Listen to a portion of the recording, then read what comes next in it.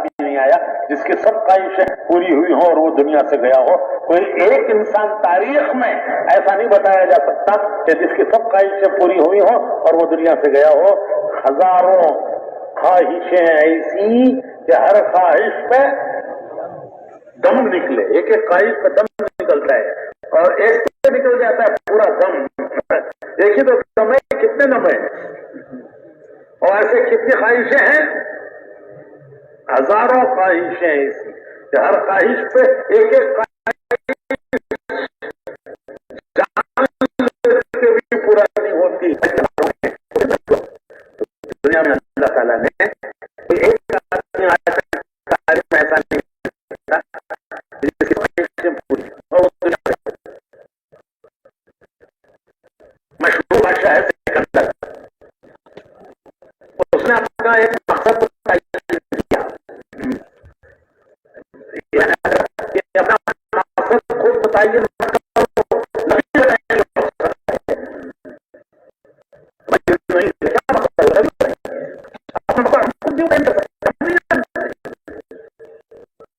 اور ضرورت کتنی ہے ضرورت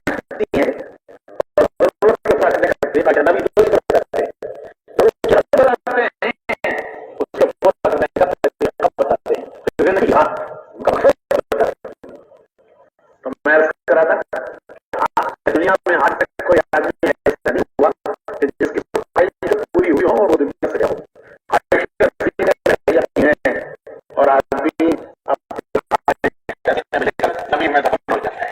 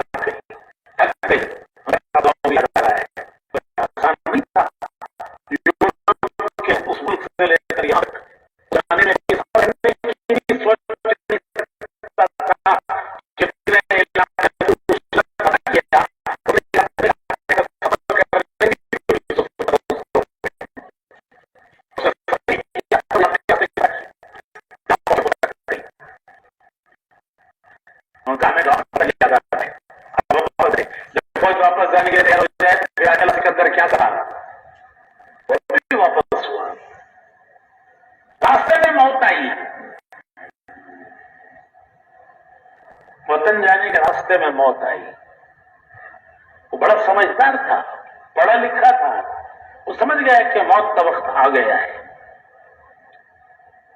اس نے اعلان کرایا فوج میں کہ ہے کوئی کہ مجھے اتنی زندگی دے دے, زندگی کے اتنے دن دے دے کہ میں وطن جا کے مر جاؤں. میں جانتا ہوں کہ موت آ گئی ہے, اس کو کوئی ٹال نہیں سکتا. میں اتنی مہلت مانگتا ہوں, اتنا وقت مانگتا ہوں کہ کوئی مجھے اتنا وقت دے دے، میری موت کو اتنا دور کر دے کہ میں وطن جا کے مر جاؤں۔ ارے ہے کوئی؟ اس نے فوج میں اعلان کرایا کہ اگر کوئی مجھے اتنے دنوں کی زندگی دے دے تو میں اس کے بدلے میں پوری دولت زندگی کے لیے کہ وطن جا کے پہنچ کے وہاں مر جاؤں، اگر کوئی اتنا مجھے دے دے تو میں اس کے بدلے میں اس سے میری پوری دولت دینے کے لیے تیار ہوں۔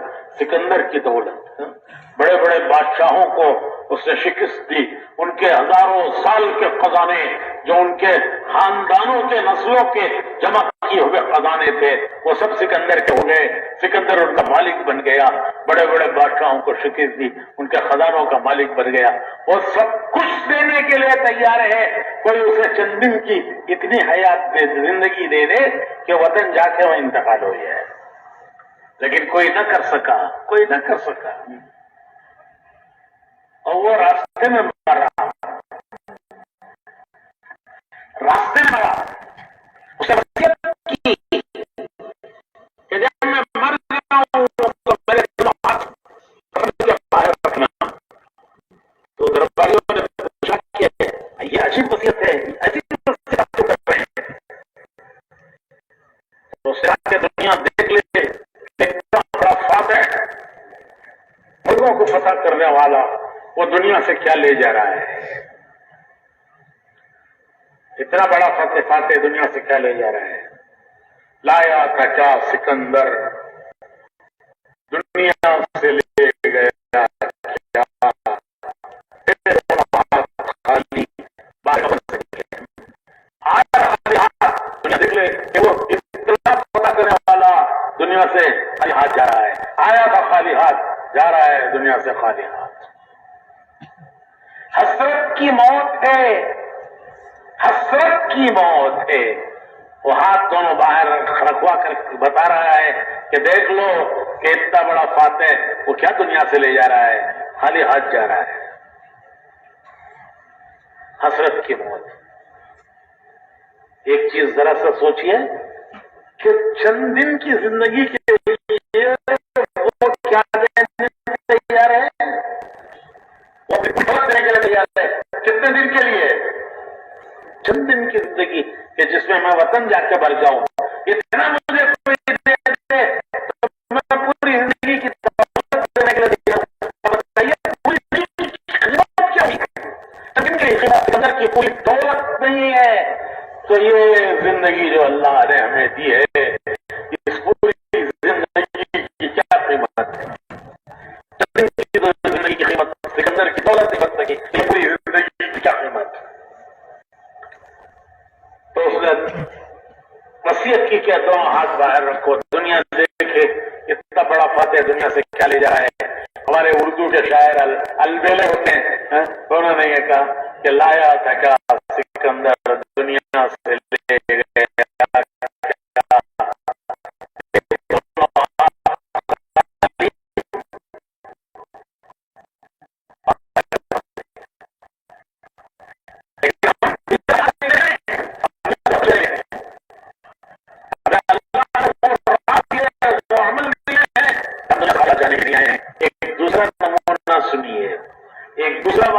واقعہ یہ ہے کہ فاتح دنیا کو بتا رہا ہے کہ میں خالی ہاتھ جا رہا ہوں، اور ایک دوسرا نمونہ سنیے، حضرت سیدنا بلال انتقال کا وقت آیا، بیوی رونے لگی، پاس بیٹھی رونے لگی کہ میرے شوہر دنیا سے جا رہے ہیں۔ واہ کربا، واہ کربا، ایسے رنج و غم کا وقت ہے، میرے شوہر دنیا سے جا رہے ہیں۔ کیسے شوہر؟ حضور کے حضرت خادم، مسجد نبوی کے مؤذن، اسلام کے پہلے مؤذن، اسلام کے پہلے مؤذن، مسجد نبوی کے مؤذن، حضور کے ہر وقت کے خادم، اس سے بڑھ کر رنج و غم کا کیا وقت ہوگا کہ وہ دنیا سے جا رہے ہیں۔ بیوی کہنے لگی واہ کربا، واہ کربا، کیسے رنج و غم کا وقت ہے۔ حضرت بلال سنتے ہیں بیوی کی آواز کو اور جواب دیتے ہیں کہ یہ رنج و غم کا وقت نہیں ہے، یہ خوشی کا وقت ہے۔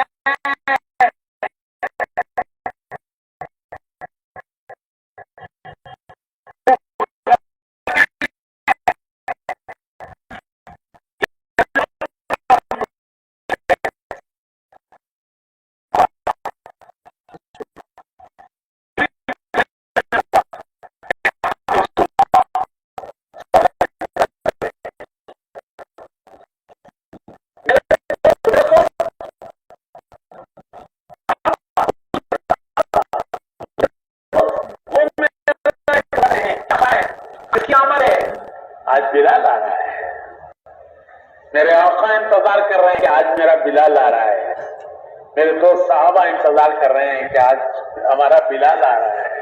تو یہ رنج و غم کا وقت ہے یا خوشی کا وقت ہے؟ تو غلط کہہ رہی ہے، یہ رنج و غم کا وقت نہیں ہے۔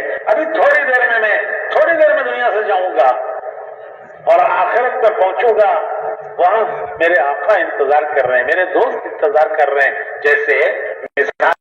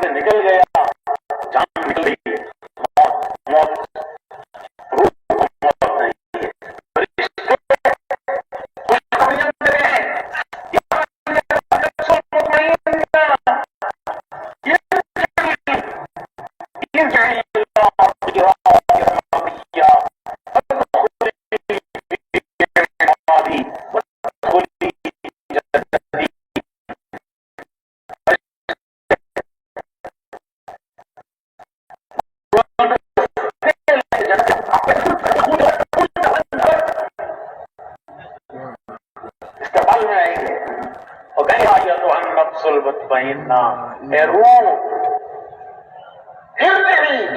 چلو کہاں چلو الا رب کی راضیۃ مرضیہ، اس رب کی طرف اس حال میں کہ وہ تم سے راضی تم اس سے راضی. فادخلی فی عبادی، اس کے بدلے میں داخل ہو جاؤ. وادخلی جنتی، اس کی جنت میں داخل ہو جاؤ.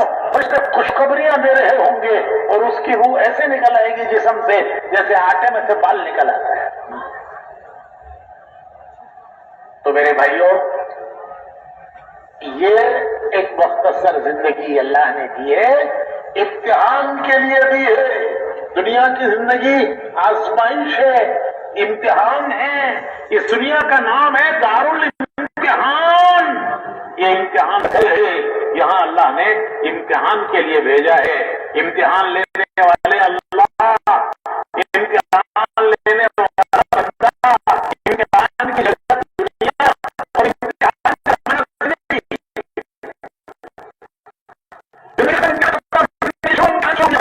تھوڑی سی زندگی امتحان کے لیے دی ہے. امتحان کیا ہے؟ امتحان کیا ہے؟ امتحان یہ ہے کہ یہ دنیا میں کیسے جیتا ہے، دنیا میں زندگی کیسے گزارتا ہے. امتحان ہے کہ دنیا میں کیسے جیتا ہے. ایک کا امتحان ہے، غریب کا غریبی میں امتحان ہے، امیر کا امیری میں امتحان ہے، تاجر کا تجارت میں امتحان ہے، حاکم کا حکومت میں امتحان ہے، مزدور کا مزدوری میں امتحان ہے. جو یہ جسم میں ہے اس شکل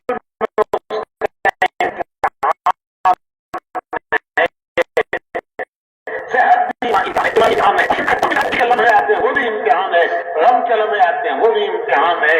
زندگی ایک امتحان ہے. امتحان اللہ تعالیٰ نے امتحان لینے کے لیے دنیا میں بھیجا ہے. الذی خلق الموت والحیات لیبلوکم ایکم احسن عملا. ہم نے موت و حیات کا سلسلہ چلایا ہے. حیات دے کر بھیجتے ہیں، موت دے کر واپس بلاتے ہیں. یہ تمہارے امتحان کے لیے ہے. امتحان کیا ہے؟ امتحان یہ ہے کہ یہ دنیا میں کیسے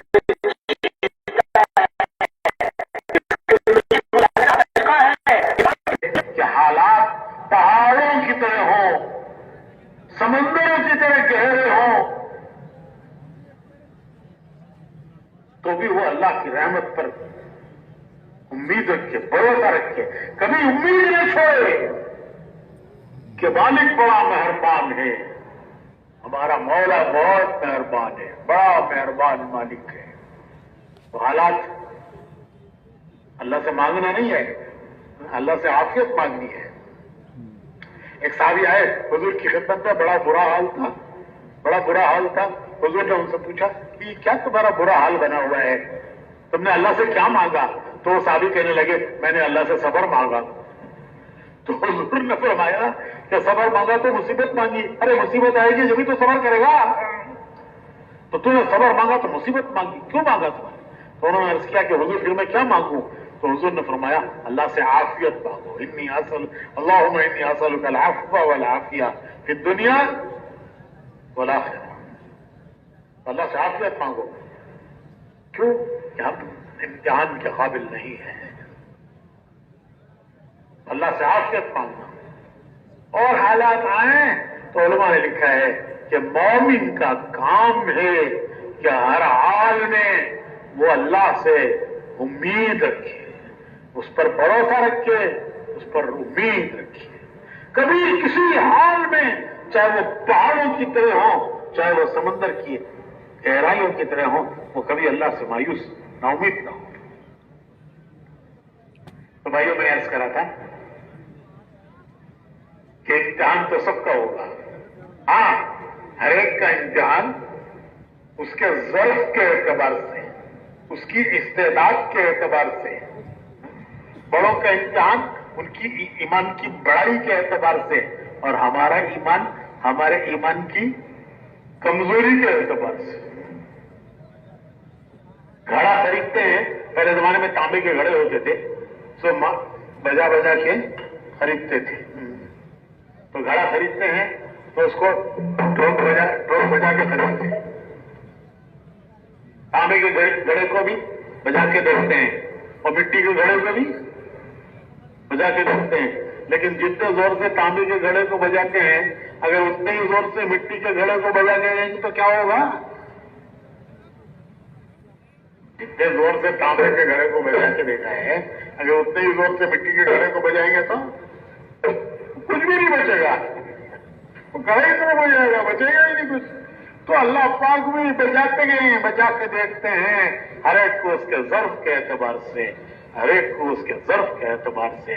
بڑوں کا امتحان بڑا تھا، ہمارا امتحان مٹی کے گھڑے کا امتحان ہے، لیکن ہے امتحان تانبے کے گھڑے کا بھی اور مٹی کے گھڑے کا بھی. تو نیکوں کے امتحان میں اور گناہگاروں کے امتحان میں فرق یہ ہے کہ نیکوں کی ابتدا ہے ناگواریوں سے، مشکلات سے، اور انتہا ہے کامیابی. اور گناہگاروں کی ابتدا ہے مزے اڑانا، عیش کرنا، عیش کرنا، مزے اڑانا، اور انتہا ہے ناکامی.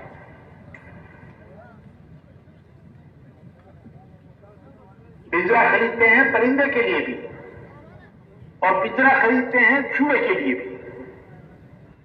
ایک پرندہ خریدتے ہیں پرندے کے لیے، طوطا، پرندہ، چڑیا، طوطا،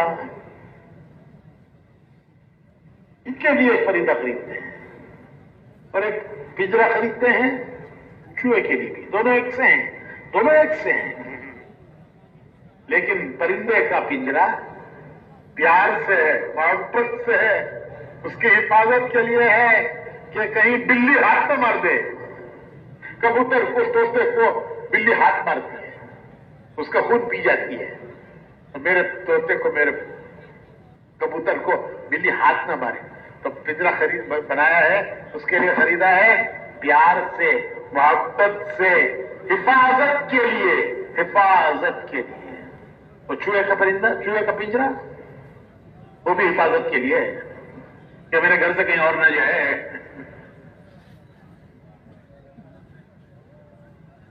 چوہے کا پرندہ ہلاکت کے لیے، اور پرندے کا پنجرا، پرندے کا پنجرا حفاظت کے لیے، چوہے کا پنجرا ہلاکت کے لیے. اسے بھی کھلاتے ہیں، اسے بھی کھلاتے ہیں، پرندے کو بھی کھلاتے ہیں، پیار سے کھلاتے ہیں. اس کی آواز پیاری ہے، اس کی پکار پیاری ہے، اسے بھی کھلاتے ہیں. اور چوہے کو اس سے اچھا کھلاتے ہیں، چوہے کو اس سے اچھا کھلاتے ہیں. ہمارے علاقوں میں ناریل بھون کر روسٹ کر کے لگاتے ہیں چوہے کے لیے. ناریل روسٹ کرو تو بڑی خوشبو آتی ہے اس میں. تو بچہ کہتا ہے اما مجھے دے، وہ کہتے ہیں نہیں جا، یہ چوہے کے لیے ہے. تو کیا چوہا پیارا ہے تو اچھے سے نہیں، یہ اس کے پکڑنے کے لیے، اور جب قبضے میں آ جاتا ہے تو پھر یاد دلا دلا کے اسے مارتی ہے. بچے کے یونیفارم قطرے مارے، کتابیں قطر ڈالی مارے. تو میرے بھائیوں، مصر کے تخت پر یوسف علیہ السلام کو بھی اللہ نے بٹھایا، فرعون کو بھی بٹھایا. ایک کی ابتدا مشکلات سے، انتہا کامیابی. دوسرے کی ابتدا عیش و عشرت سے ہے، اور انتہا ڈبو سے مارا ہے. حامان، شمشاد، نمرود، ان سب کی ابتدا ہے عیش و عشرت سے، انتہا ہے ناکامیوں سے. تو نیک اور دیندار کی دو مثالیں دیتا ہوں. ایک مثال ہے سکندر کی. کون سکندر؟ وہ گلی کا سکندر. وہ گلی میں ایک لڑکا رہتا ہے، اس کی ماں پکارتی رہتی ہے میرا سکندر، میرا سکندر. تو وہ آپ کی گلی کا سکندر نہیں، وہ یورپ کا سکندر جس نے ہندوستان تک فتح کیا. ابھی اس کے گاؤں میں یورپ کا جوڑ ہوا، ہماری جماعتیں گئی تھی. میکسیڈونیا اس کا شہر ہے، اس میں اجتماع ہوا، یورپ کا مشورہ ہوا، اور 33 ملکوں کے لوگ اس شہر میں جمع ہوئے.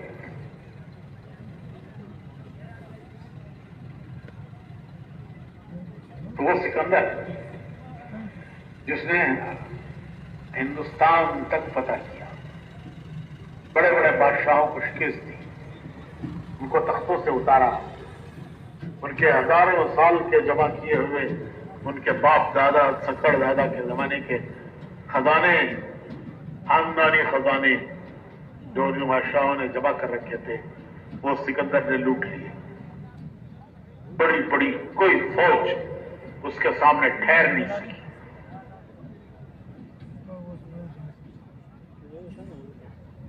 ہر ایک کو فتح کرتا چلا گیا۔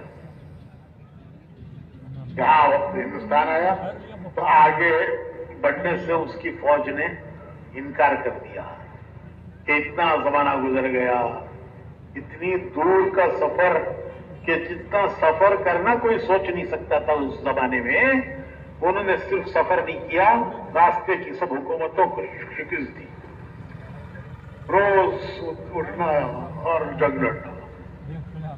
تو فوجی تھک گئے، پیدل جماعت نہیں کہ روز اٹھنا اور تعلیم کرنا، روز اٹھنا اور جنگ لڑنا۔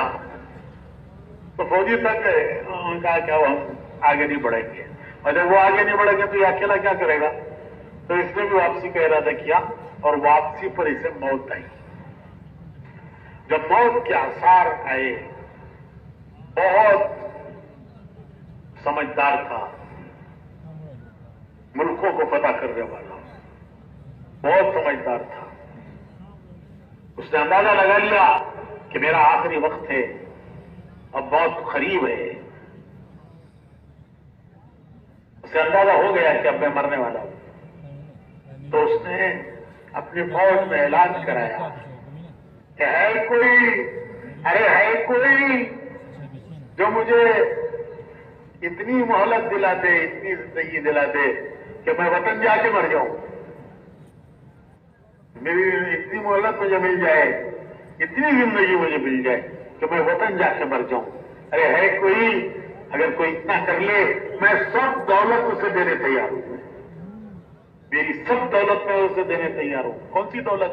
جو پتہ نہیں کتنے ملکوں کو فتح کی ہوئی، وہاں کے بادشاہوں کی، ان کے ہزاروں سال کے خزانوں کی وہ دولت جو اس نے حاصل کی تھی، وہ چند دنوں کی زندگی کے لیے دینے تیار ہے کہ مجھے بس اتنی مہلت مل جائے کہ میں اپنے وطن جا کے مر جاؤں۔ مجھے معلوم ہے کہ موت تو آئے گی، لیکن اتنی مہلت مل جائے کہ وطن جا کے مر جاؤں۔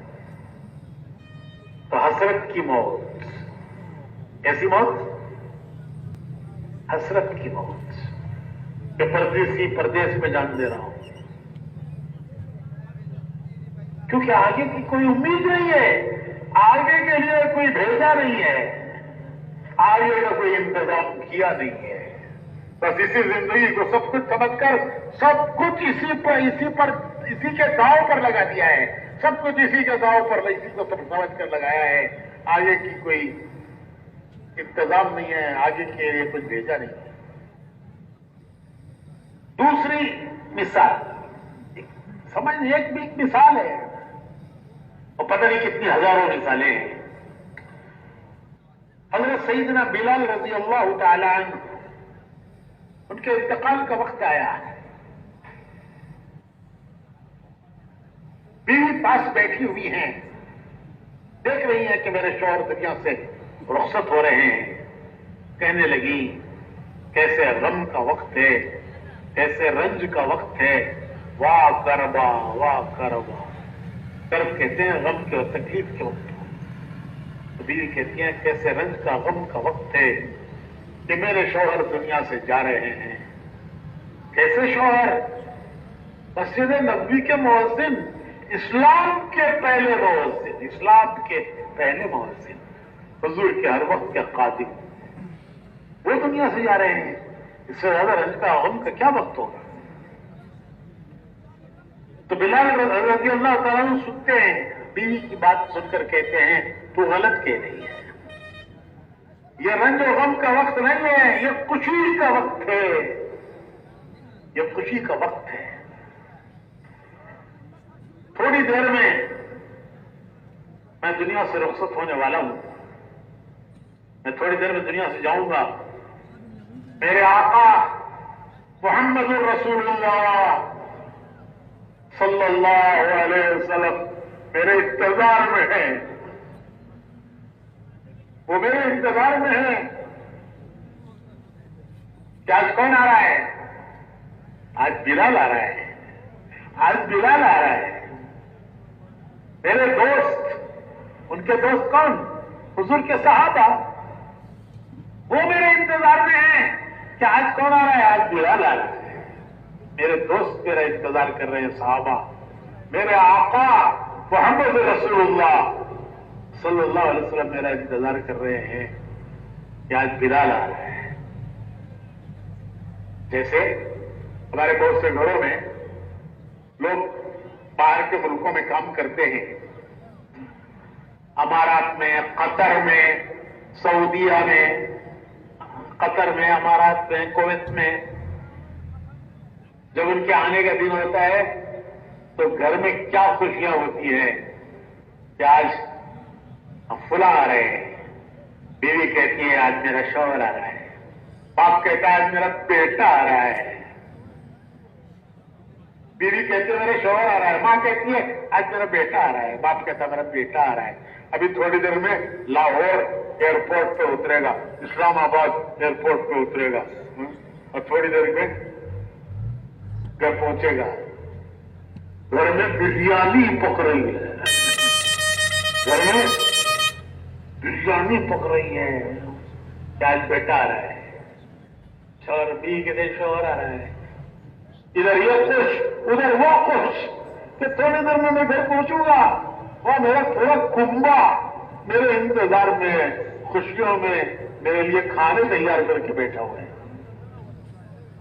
تو یہ کیفیت ہے حضرت بلال کی۔ کہتے ہیں کہ تھوڑی دیر میں ابھی تھوڑی دیر میں جاؤں گا اور وہاں میرے آقا محمد رسول اللہ صلی اللہ علیہ وسلم وہ میرا انتظار کر رہے ہیں کہ آج میرا بلال آ رہا ہے، صحابہ انتظار کر رہے ہیں کہ آج میں ہمارا بلال آ رہا ہے۔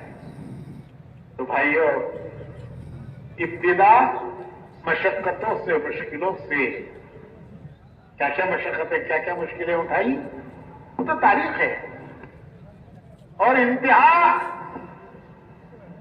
کامیابی، انتہا کامیابی۔ دینداروں کی ابتدا ناگواریوں سے، انتہا کامیابی۔ تھوڑی سی ناگواریاں ہو، گھبرانا نہیں ہے کہ ان سے گزار کر پھر اللہ پاک کو مرحلوں سے لے جاتے ہیں، انشاءاللہ انتہا کامیابی ہے۔ تو یہ امتحان ہے کہ کون سا راستہ اختیار کرتے ہیں، کون سا راستہ اختیار کرتے ہیں، کس راہ کو اختیار کرتے ہیں۔ دنیا میں جینے کے دو راستے ہیں، کوئی تیسرا راستہ نہیں ہے، دو ہی راستے ہیں جینے کے، دو راستے دنیا میں زندگی گزارنے کے، دو راستے۔ ایک راستہ ہم دیکھیں گے کہ ہمارا مالک کیا چاہتا ہے، ہم نہیں دیکھیں گے ہمارا جی کیا چاہتا ہے، ہم نہیں دیکھیں گے زمانہ کیا چاہتا ہے، ہم نہیں دیکھیں گے دنیا والے کیا چاہتے ہیں، ہم نہیں دیکھیں گے کہ ہمارا نفس کیا چاہتا ہے، دنیا والے کیا چاہتے ہیں، زمانہ کیا چاہتا ہے، زمانہ کیا کر رہا ہے۔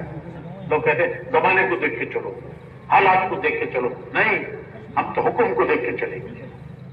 ہم نہیں دیکھیں گے دنیا کیا چاہتی ہے، زمانہ کیا چاہتا ہے، ہم دیکھیں گے ہمارا مالک کیا چاہتا ہے، کیونکہ ہم نے اس کو مالک مانا ہے، ہم نے عہد کیا ہے لا الہ الا اللہ محمد رسول اللہ، کہ ہم نے عہد کیا ہے۔ ہمارے پیدا ہونے ہوتے ہی سب سے پہلے ہمارے ایک کان میں اذان دی گئی ہے، ہمارے ایک کان میں اقامت پڑی گئی ہے کہ تم دنیا میں آئے ہو، یہاں جینے کا یہ راستہ ہے، یہ راستہ ہے، یہ تمہاری زندگی کا دستور ہے، یہ تمہاری دنیا میں جینے کا راستہ ہے۔ ایک کان میں سب سے پہلے اذان دی گئی، ایک کان میں اقامت پڑی گئی، اس کو سامنے رکھ کر دنیا میں جینا ہے کہ ہم سے عہد لیا گیا ہے، عالم ارواح سے لیا گیا ہے، اور یاد دلایا گیا ہے دنیا میں آتی عہد لیا گیا، عالم ارواح میں دنیا میں آتی یاد دلایا گیا کہ اس عہد کو یاد رکھ کے چلو، یہ راستہ ہے تمہارے دنیا میں جینے کا۔ تو دنیا میں جینے کے دو راستے ہیں، ایک راستہ یہ ہے کہ ایک راستہ یہ ہے کہ آدمی اپنی خواہشات کو دیکھ کے چلے. کیا کریں گے؟ کیا کریں گے؟ وہ کریں گے جو ہمارا جی چاہتا ہے. وہ کریں گے جو ہمارا جی چاہتا ہے. نہیں، ہم نے ایک عہد کیا ہے، ہم وہ کریں گے جو ہمارا رب چاہتا ہے. مولانا الیاس صاحب رحمۃ اللہ علیہ فرمایا کرتے تھے کہ یہ محنت جی چاہی سے نکلنے کی ہے اور رب چاہی کی طرف آنے کی ہے. یہ ساری محنت جو ہو رہی ہے، یہ ساری محنت جی چاہیوں سے، فرمایا کرتے تھے جی چاہیوں سے نکلنے کی ہے. ارے بھائی جی کیا نہیں چاہتا؟ کیا نہیں چاہتا؟ جی کیا نہیں چاہتا؟ وہ سب چاہتا ہے، لیکن خواہش میری ایک نہیں ہوتی. ہزاروں خواہشیں ایسی کہ ہر خواہش پہ دم نکلے، ایک پہ دم نکلتا ہے. ایسی ہزاروں ہیں، ہزاروں خواہشیں ایسی کہ ہر خواہش پہ دم نکلے. بہت نکلے میرے ارمان، لیکن پھر بھی کم نکلے. آدمی ایک ارمان پر اپنی زندگی لگا دیتا ہے اور وہ ارمان پورے نہیں ہوتے. وہ انہی ارمانوں کو لے کر زمین کے سینے میں دفن ہو جاتا ہے. اپنے ارمانوں کو اپنے سینے کے صندوق پہ بند کر کے زمین کا پیغام بن جاتا ہے. تو ایک راستہ ہے. اور مولانا ایسا فرماتے تھے کہ یہ ساری محنت جی چاہیوں سے نکلنے کی ہے. بہت کچھ جی چاہتا ہے، ان سے نکلنے کی ہے، اور رب چاہی کی طرف آنے کی ہے. جی چاہیوں سے نکلنے کی ہے، رب چاہی کی طرف آنے کی ہے. تو میرے بھائیوں، یہ ہمارا راستہ نہیں ہے. ہم نہیں دیکھیں گے ہمارا جی کیا چاہتا ہے، ہم نہیں دیکھیں گے دنیا کیا چاہتی ہے، ہم نہیں دیکھیں گے زمانہ کیا چاہتا ہے. ہم دیکھیں گے ہمارا رب کیا چاہتا ہے. ہم وہ کریں گے جو ہمارا رب چاہتا ہے، ہم وہ نہیں کریں گے جو ہمارا جی چاہتا ہے. کیوں کہ ہم نے بندگی کا اقرار کیا ہے، ہم نے اللہ سے بندگی کا اقرار کیا ہے کہ تو ہمارا رب ہے، ہم تیرے بندے ہیں، ہم تیرے بندے ہیں. بندگی بہت بڑا اعزاز ہے. ارے اللہ کہے میرا بندہ، اللہ کہے میرا بندہ، کتنا بڑا اعزاز ہے ہمارا کہ اللہ کہے میرا بندہ. تو بندگی ہمارا اعزاز ہے، بندگی ہمارا رشتہ ہے اللہ سے. ایمان کے دو وائر، کرنٹ کے دو وائر، ایمان کے دو وائر، لا الہ الا اللہ ایک وائر، محمد رسول اللہ دوسرا وائر. دونوں کا کنیکشن ہوتا ہے تو اجالا، اور کنیکشن ٹوٹتا ہے، کٹتا ہے تو کنیکشن کٹا وائر کا تو اندھیرا، کیونکہ کنیکشن کٹا ہے. تو دنیا اندھیروں میں جی رہی ہے، اندھیروں میں جی رہی ہے. کیوں کہ مالک سے کنیکشن کٹا ہے، خالق کائنات سے، پیدا کرنے والے سے کنیکشن کٹا ہے. وائر کا کنیکشن کٹ گیا، اندھیرا، مالک سے کنیکشن کٹ گیا. دنیا اندھیروں میں جی رہی ہے، اندھیروں میں جی رہی ہے. غفلت کے اندھیرے، گناہوں کے اندھیرے، غفلت کے، گناہوں کے، خواہشات کے اندھیرے، اور اندھیروں میں آج دنیا جی رہی ہے.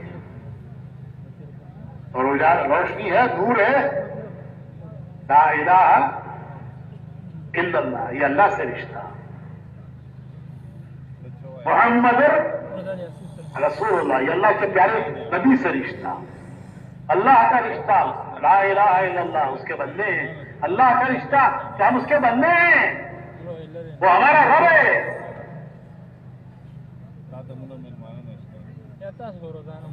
اللہ تعالیٰ فرماتے ہیں کہ میرے پیارے نبی، اگر میرے بندے آپ سے پوچھیں کہ ہمارا اللہ کہاں ہے، آپ سے اگر میرے بندے پوچھیں ہمارا اللہ کہاں ہے، وہ اللہ جس کے سامنے ہم ہاتھ باندھ کے کھڑے ہوتے ہیں، جس کے سامنے ہم زمین پر ماتھا ٹیکتے ہیں، ناک رگڑتے ہیں، ماتھا ٹیکتے ہیں، ہاتھ پھیلا کر اپنی حاجتیں اور ضرورتیں اس سے مانگتے ہیں، وہ ہمارا اللہ۔ فرشتوں سے اللہ کہتے ہیں خالق کائنات۔ کوئی بڑا آدمی کہتے ہیں یہ میرا دوست ہے، فلاں آدمی میرا دوست ہے، تو وہ خوشی سے پھولے نہیں سماتا کہ دیکھو فلاں نے مجھے اپنا دوست کہا ہے۔ اور یہاں خالق کائنات، رب کائنات فرشتوں سے کہہ رہے ہیں کہ زمین پر میرا دوست کون؟ ابراہیم۔ کتنا بڑا مقام ہے، لیکن دوست کو بھی امتحان سے گزارا، امتحانوں سے گزارا، ایک نہیں کئی امتحانوں سے گزارا۔ قرآن کریم میں ہے وَإِذِ ابْتَلَىٰ إِبْرَاهِيمَ رَبُّهُ بِكَلِمَاتٍ فَأَتَمَّهُنَّ وَإِذِ ابْتَلَىٰ إِبْرَاهِيمَ رَبُّهُ بِكَلِمَاتٍ فَأَتَمَّهُنَّ، ہم نے ابراہیم کو امتحانات سے گزارا۔ ابتلا کہتے ہیں آزمائش، جس چیز سے آزمایا جائے۔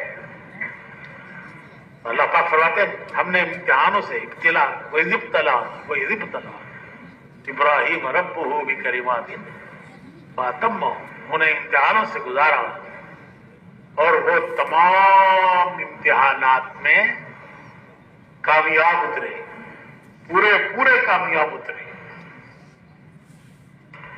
تو دوستوں کا بھی امتحان لیتے ہیں،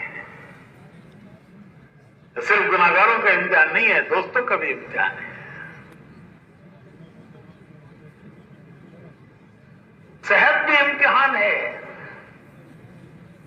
اور بیماریاں لا کر کے بھی امتحان لیتے ہیں۔ حضرت ایوب علیہ السلام بڑے نبیوں میں ہیں، ان کا صبر مشہور ہے، صبر ایوبی محاورہ ہے کہ ایوب علیہ السلام کا صبر، نبیوں میں صبر کرنے والے، ہر نبی کی کوئی خاص صفت وصف ہوتی ہے، ان کی خاص صفت تھی صبر، تو صبر ایوبی، انہیں اللہ نے امتحان بیماریوں میں ڈال کر امتحان لیا، بیماریاں بڑھ گئی تو وہ آبادی سے نکل کر ایک پہاڑ کے غار میں انہوں نے بیماری کے دن گزارے۔ وہ ان کے لیے آئی سی یو تھا، جیسے اسپتالوں میں آئی سی یو ہوتے ہیں، بیماری بڑھ جاتی ہے تو آئی سی یو میں رکھتے ہیں، کہتے بھائی آئی سی یو میں ہے، کیا مطلب کہ بیماری بڑھ گئی ہے۔ ایوب علیہ السلام کا آئی سی یو تھا پہاڑ کا غار، بستی سے باہر، وہاں انہوں نے بیماری کے دن گزارے، سب نے ساتھ چھوڑ دیا، بیٹوں نے بھی ساتھ چھوڑ دیا۔ جب حالات اچھے ہوتے ہیں سب ساتھ دیتے ہیں، جب حالات بگڑتے ہیں تو سب ساتھ چھوڑ دیتے ہیں، بیٹوں نے بھی ساتھ چھوڑ دیا۔ ایک بیوی اکیلی تنہا وہ اس غار میں ان کی تیمارداری کرتی رہی، ان کی خدمت کرتی رہی۔ جب بیماری بہت بڑھ گئی، تکلیف بڑھ گئی، تو انہوں نے اللہ کو پکارا، ونادى ایوب علیہ السلام نے اللہ کو پکارا، ربی انی مسنی الضر وانت ارحم الراحمین، اے میرے اللہ اس بیماری میں میری تکلیف بہت بڑھ گئی ہے، مجھے اس بیماری میں بہت تکلیف پہنچائی ہے، اور تو بڑا رحم کرنے والوں کا رحم کرنے والا ہے، بڑا رحم کرنے والا ہے، ارحم الراحمین ہے۔ تو جواب آیا، جواب دعا کا جواب آیا، ایوب وہ سامنے کے پہاڑ میں ٹھوکر مارو۔ جب انہوں نے اس پہاڑ میں ٹھوکر ماری चश्मा उपला, वहां से एक चश्मा निकला।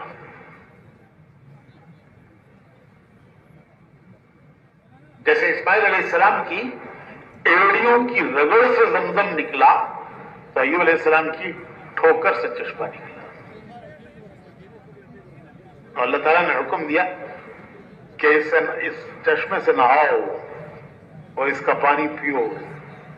जब उन्होंने नहाया और उसका पानी पिया तो सब बीमारियां दूर हो गई।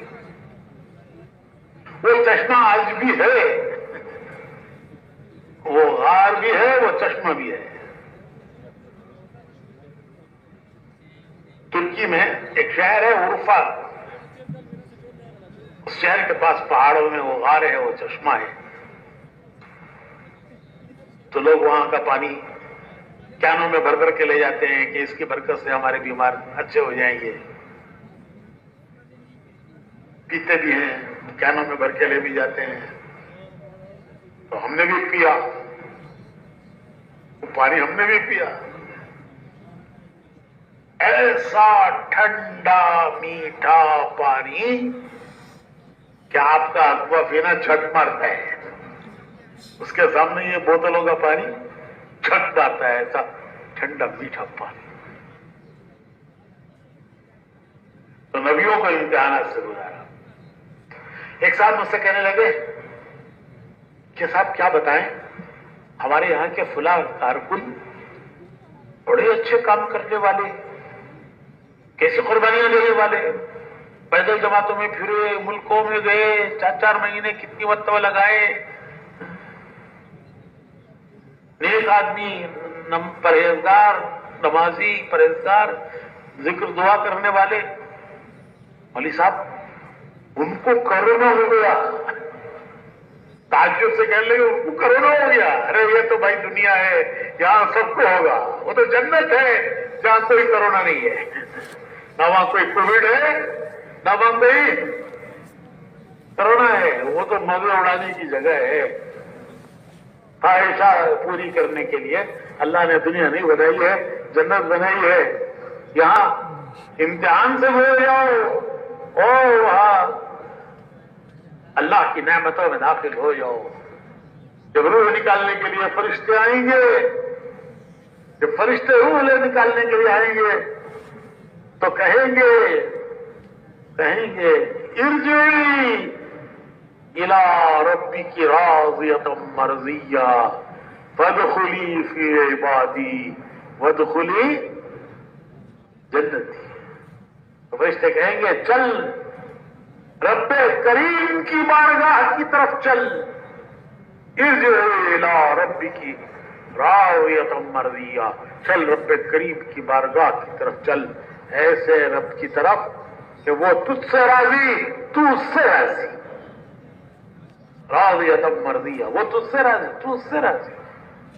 फदखुली फी इबादी, उसके नेक बंदों में दाखिल हो जा और उसकी जन्नत में दाखिल हो जा। हदीस में शरीफ में आता है उसकी रूह जिस्म से ऐसे निकल आएगी जैसे आटे में से बाल निकल आता है। तो भाइयों, जिंदगी इम्तिहान की घड़ियां हैं।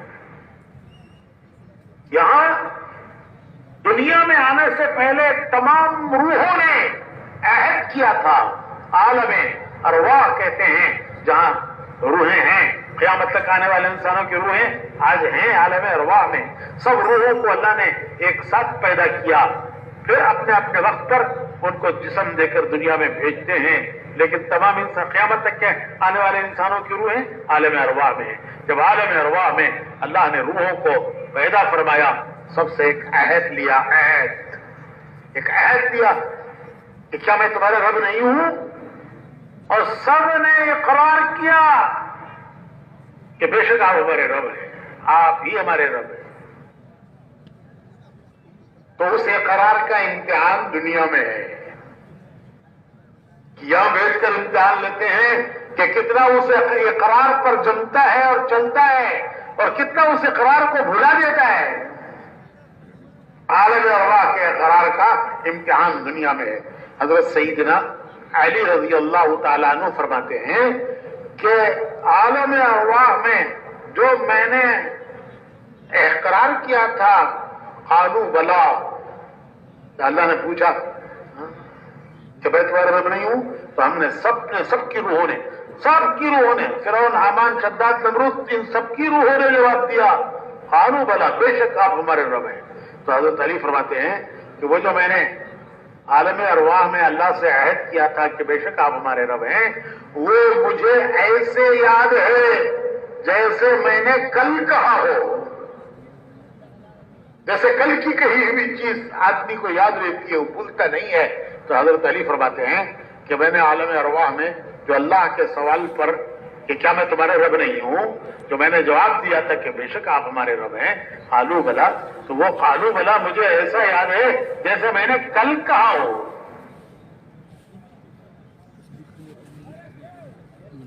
تو بھائیو، ایک امتحان کی جگہ پر ہم ہیں، اور ہمارا ہر فعل، ہر عمل، ہر حرکت، ہر بول وہ امتحان ہے۔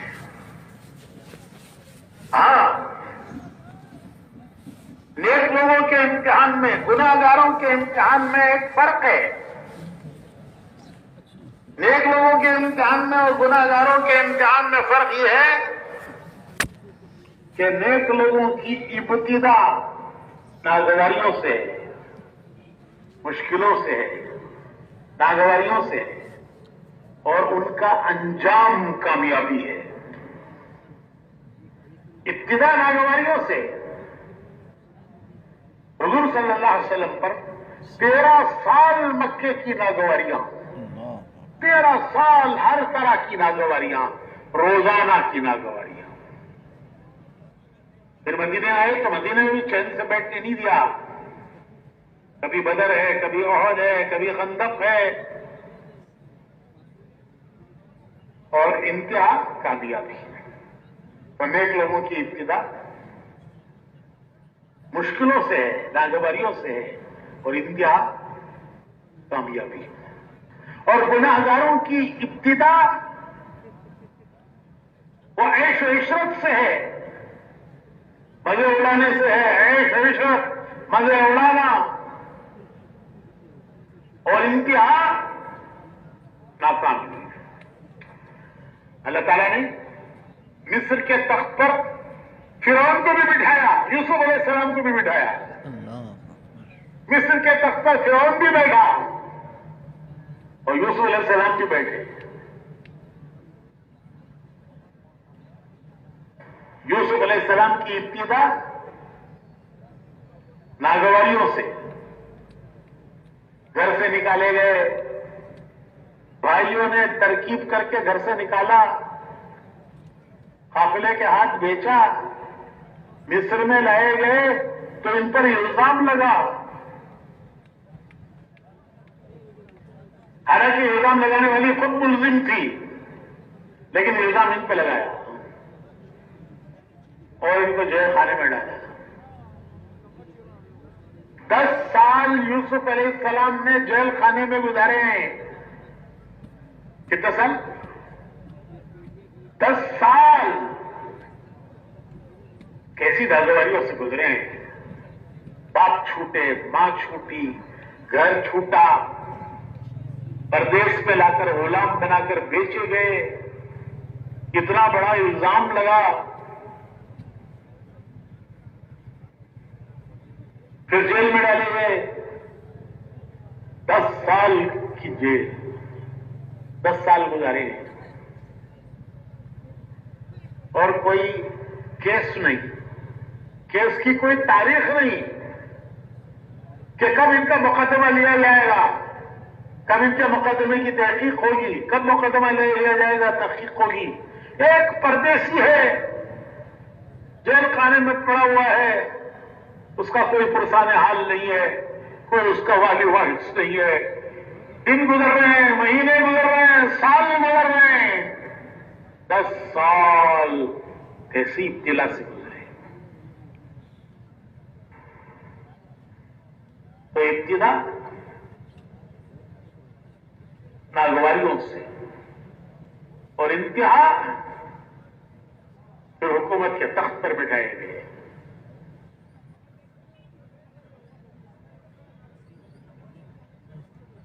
खैत का जमाना ऐसा आया कि पूरे अरब में कहीं अनाज नहीं मिलता था, सिर्फ मिस्र में अनाज मिलता था। इन्होंने इंतजाम ऐसा किया कि पहले जो 7 साल अनाज निकला उसको बालियों में रखा और जितनी चीज जरूरत होती थी उतना उतना निकालते थे। फिर अगले 7 साल जो कहत किया है पूरे अरब में कहत पड़ा।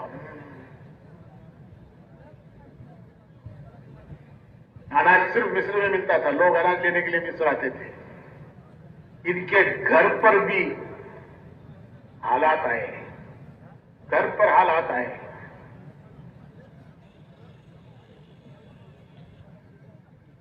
खाने के लिए कुछ नहीं रहा घर में।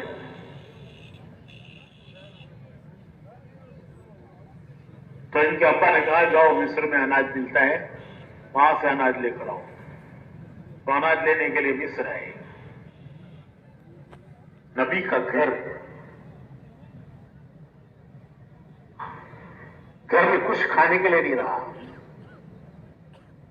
अनाज सब खत्म हो गया, खेत जल गए, कहर की वजह से सूखा पड़ा। नबी है घर में और ऐसी मुश्किल से जिंदगी गुजर रही है।